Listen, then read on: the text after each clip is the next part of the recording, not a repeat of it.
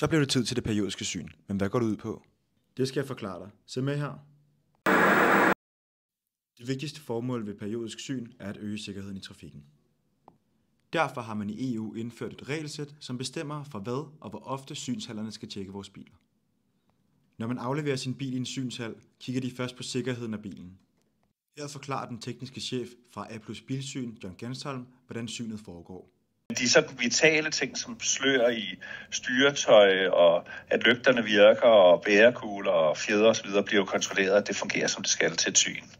Derefter skal de kigge på en række miljømæssige faktorer på bilen.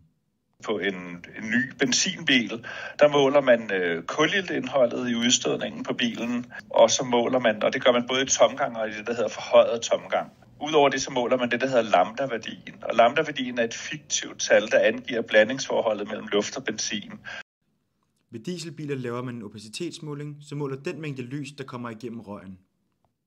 Men hvor ofte skal bilen til syn, tænker du måske? I EU skal landene som minimum følge en 4-2-2-ordning.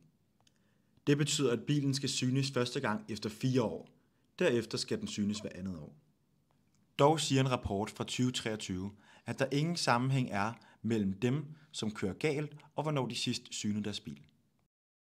Men i Danmark er der bred enighed om, at syn er en god ting. Spørgsmålet er bare, om vi har det for ofte.